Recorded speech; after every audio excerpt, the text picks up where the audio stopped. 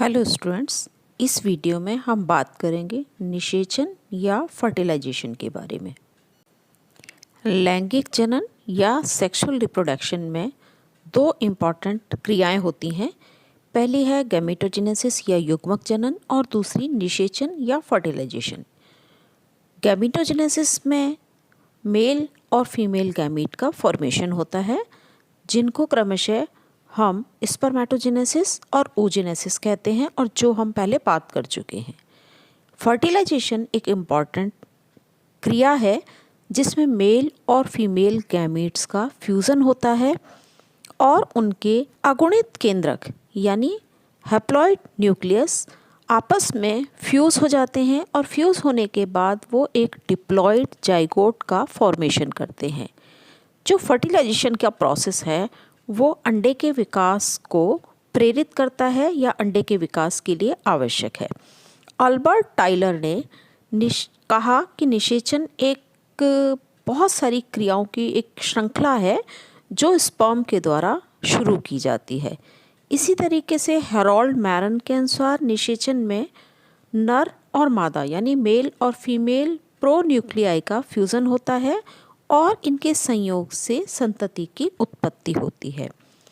लेकिन James grey ने कहा कि निषेचन एक कॉम्प्लेक्स प्रोसेस है जिसमें दो इम्पॉर्टेंट प्रोसेसेस होते हैं।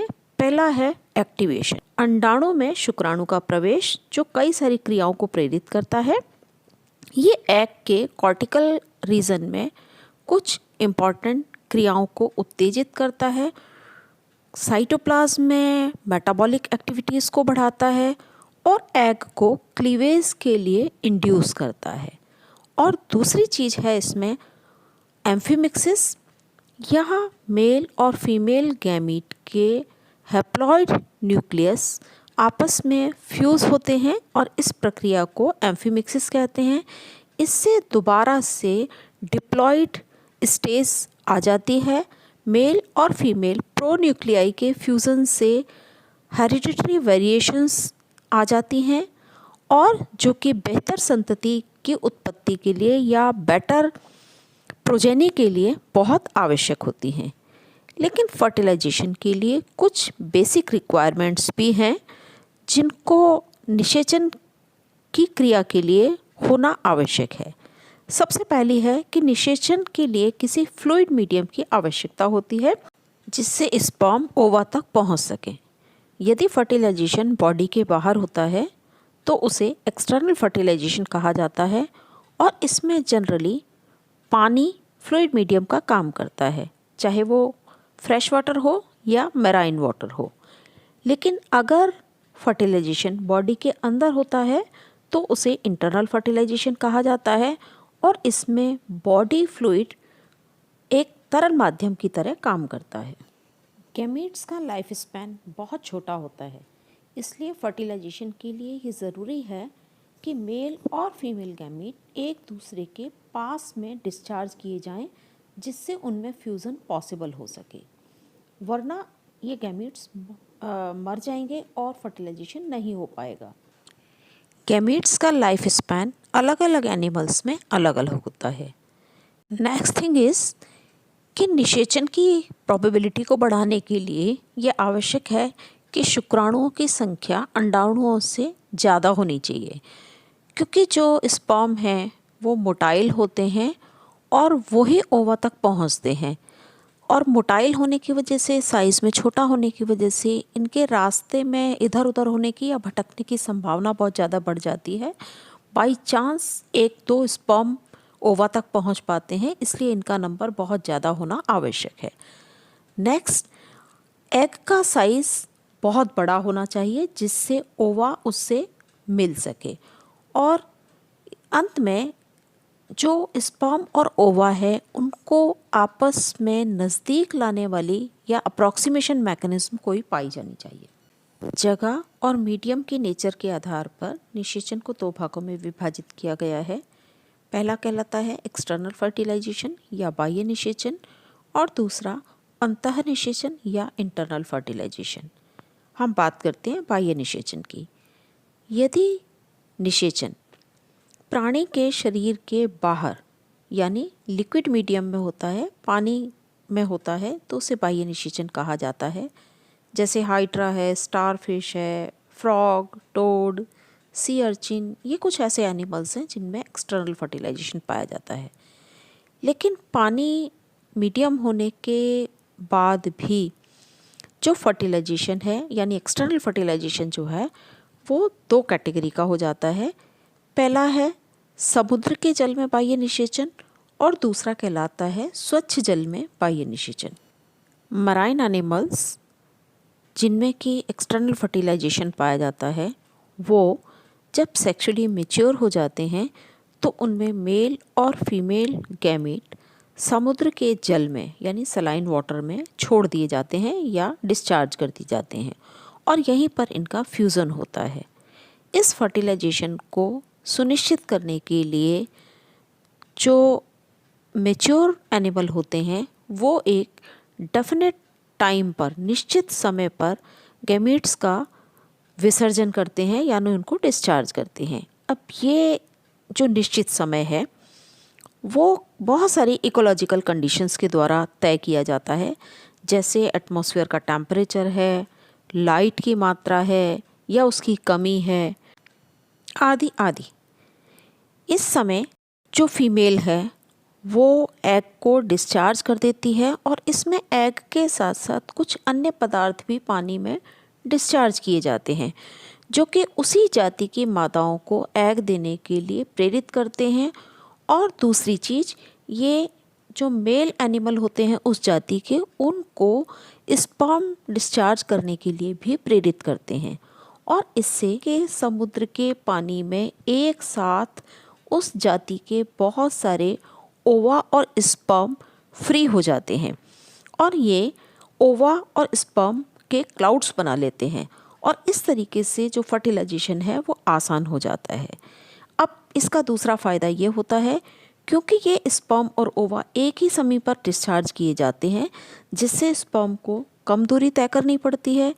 यदि उनका विसर्जन दूर होगा तो वहाँ से दूरी ज़्यादा तय करनी पड़ेगी और हम पहले भी बात कर चुके हैं कि इनका जीवन काल बहुत कम होता है और इनमें स्टोर्ड फूड ना के बराबर होता है। इसलिए अगर अधिक दूरी तय करनी पड़ेगी तो ये मर जाएंगे और फर्टिलाइजेशन के लायक नहीं रह पाएंगे। इसलिए इनका एक साथ एक जगह पर डिस्चार्ज होना फर्टिलाइजेशन की प्रोबेबिलिटी को बढ़ा देता है। दूसरे प्रकार का एक्सटर्नल फर्टिलाइजेशन है फ्रेश वाटर में एक्सटर्नल फर्टिलाइजेशन। यहाँ फ्रेश वाटर या स्वच्छ जल में रहने वाले जीव में बाह्य निषेचन या एक्सटर्नल फर्टिलाइजेशन पाया जाता है, लेकिन इन जीवों के स्पर्म्स की लाइफ केवल कुछ मिनट्स की होती है।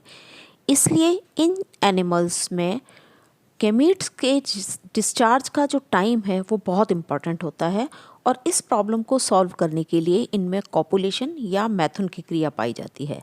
जैसे फिशेस में, एम्फीबियंस में या कुछ एक्वेटिक इन्वर्टिब्रेट एनिमल्स में मैथुन या कोऑपुलेशन की प्रक्रिया पाई जाती है और उसके बाद में ये फर्टिलाइजेशन बिल्कुल पक्का करने के लिए जो स्पर्म है वो सीधे ओवा पर छोड़ दिए जाते हैं। दूसरे प्रकार का फर्टिलाइजेशन है इंटरनल फर्टिलाइजेशन। यदि स्पर्म्स को बॉडी के अंदर डिस्चार्ज किया जाए और फर्टिलाइजेशन भी बॉडी के अंदर ही हो तो ऐसा फर्टिलाइजेशन इंटरनल फर्टिलाइजेशन कहलाता है।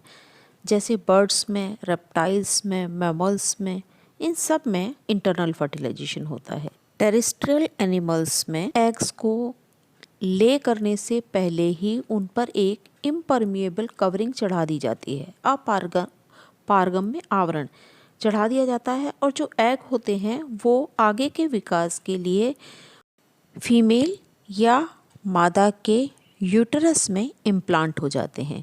ऐसा ओविपेरस एनिमल्स और विविपेरस एनिमल्स में होता है।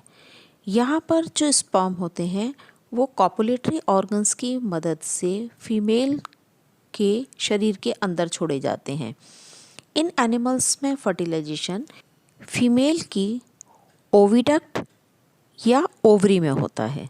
इंटरनल फर्टिलाइजेशन में स्पर्म और ओवा का एक साथ रिलीज़ होना आवश्यक नहीं होता है जैसा कि एक्सटर्नल फर्टिलाइजेशन में होता है, क्योंकि यहाँ पर स्पर्म फीमेल की ओविडक्ट या फैलोपियन ट्यूब्यूल में या ओवरी में कुछ लंबे समय तक रह सकते हैं। निषेचन या फर्टिलाइजेशन की क्रिया एक कॉम्प्लेक्स प्रोसेस है जिसे हम आसानी पूर्वक समझने के लिए 5 स्टेजेस में डिवाइड कर सकते हैं।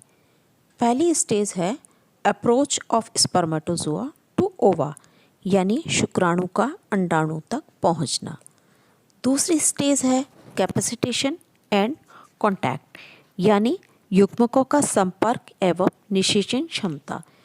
तीसरी स्टेज है एक्रोसोम क्रिया एवं भेदन या एक्रोसोमल रिएक्शन एंड पेनिट्रेशन। चौथी अवस्था है इसमें एक्टिवेशन ऑफ ओवम, जिसमें कि ओवा का सक्रियण होता है। और लास्ट स्टेज है फ्यूजन ऑफ गैमेटिक प्रोन्यूक्लियाई, अर्थात युग्मकों के प्राक केंद्रकों का संगलन। सर्वप्रथम हम बात कर रहे हैं इसकी first stage approach of spermatozoa to ova की।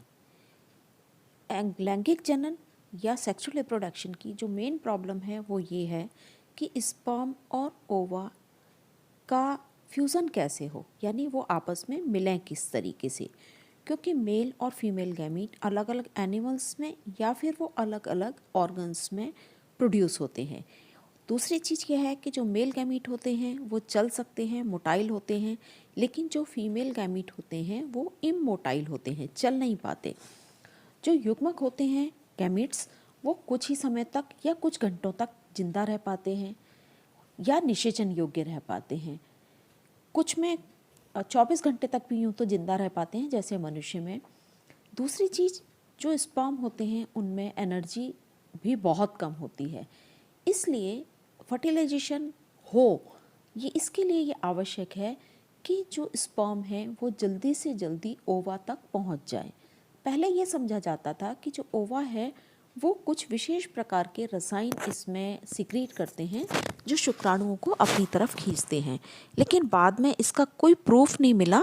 इसलिए ये निश्चित हो गया कि निषेचन के लिए कुछ विशेष प्रकार का व्यवहार है जो युग्मकों की मुलाकात पॉसिबल करवाता है, और इनका मिलना केवल एक चांस है, यानी केवल एक संयोग है, जिसको निश्चित करने के लिए एक्सटर्नल फर्टिलाइजेशन में गैमीट्स ज़्यादा नंबर में दिए जाते हैं और पास में ही डिस्चार्ज किए जाते हैं, जबकि इंटरनल फर्टिलाइजेशन में स्पर्म कॉपुलेटरी ऑर्गन की सहायता से फीमेल की जनन वाहिका में छोड़ दिए जाते हैं, और इससे दोनों ही कंडीशंस में स्पर्म अपनी पूंछ की सहायता से मूवमेंट करते हैं और एग की तरफ बढ़ते हैं।